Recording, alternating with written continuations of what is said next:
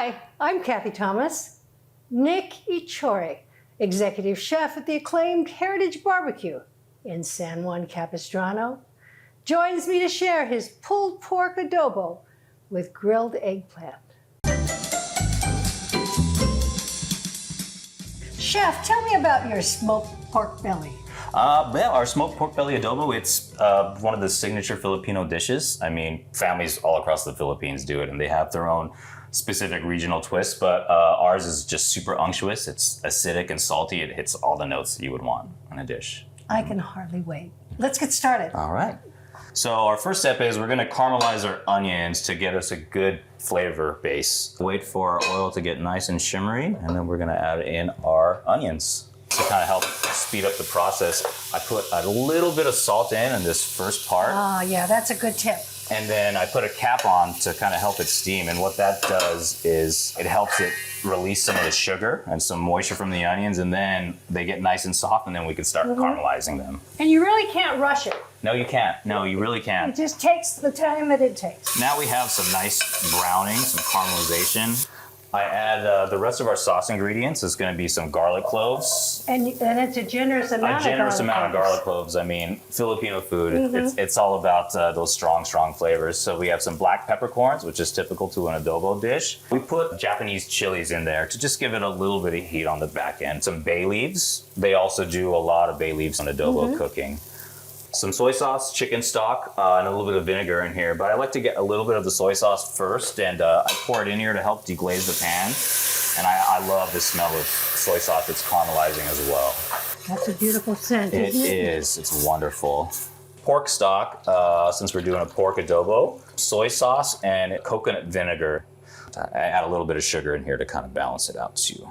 Let this simmer for a little bit and come together, and then we're going to add our pork in, and then we're going to let it braise down. This has been smoked? This is smoked, yeah. So this is our, this is actually a char siu pork belly that we do at a restaurant. So it's marinated with some hoisin and 5 spice, then it's cold smoke and glazed. Now we're going to add our pork belly in here. At this point, you have a very salty and aggressive sauce, but as the pork belly cooks inside of it, they combine together and just mellow out each other, and you have this perfect fatty and salty and sugar and vinegar.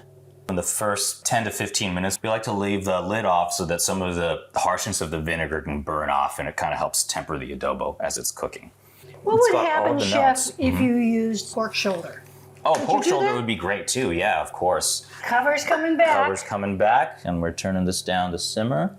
While the adobo's braising, we're gonna go ahead and start our eggplant salad. This eggplant salad was something that my father would make on his Sundays, would be his one day off, so he'd always do one really big meal. And one of my favorite things that he would do is a grilled eggplant salad, and then a tomato salsa with green beans in it. And we would combine the two, and it was just so great. I mean, it literally reminds me of just summertime. Cut a little bit of the tops off. We're gonna cut them down the middle. And then they're pretty much ready. We're gonna season them with a little bit of oil, salt, and pepper. And then we're just gonna grill them off. Fresh ground pepper. We already have some eggplants ready that we charred. The next part is we're gonna make the marinade. We're gonna cook all of our aromatics in some hot oil so that we can bring out all the flavors of them. We got a good amount of ginger and a good amount of garlic too, because you know what? That's what makes this dish really good.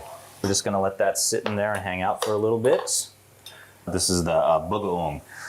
So it's a Filipino condiment that they make with salted fish that's fermented. So once we start to get a little bit of color on here, I'm gonna add the bagoong, and then we're gonna fry this up.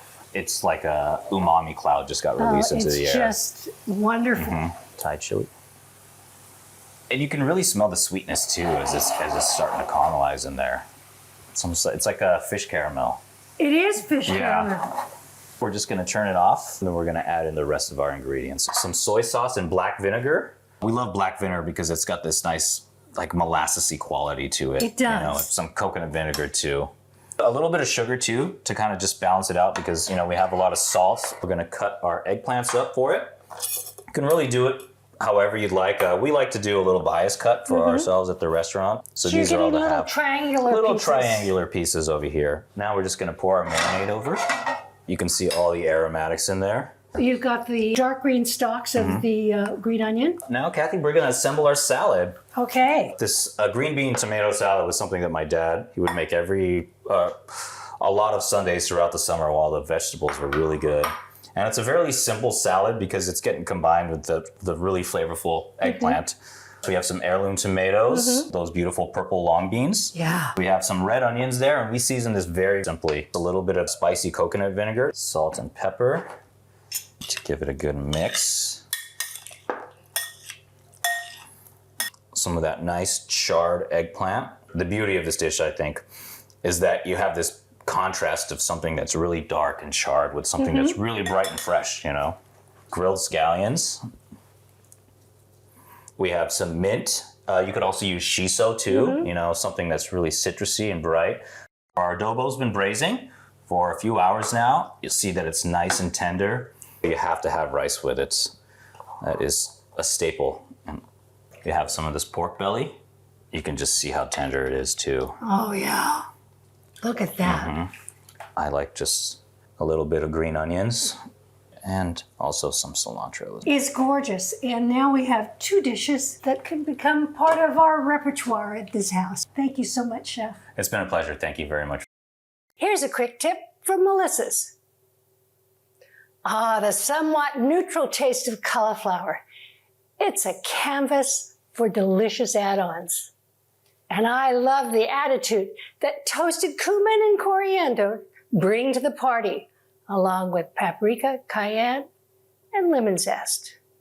It's pan-fried and finished with flavor pizzazz. Heat the cumin and coriander in a large skillet and grind it. Trim off the large outside leaves. Cut into 3/4-inch slices, top to bottom. Cut any large florets into 1.5-inch pieces. Add olive oil and the florets.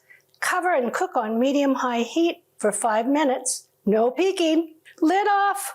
Cook for about 10 minutes more until golden brown. Add the spices and zest.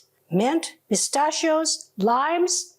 Serve over faro if you like, and it's a meal. Get the recipe at cathythomascooks.com.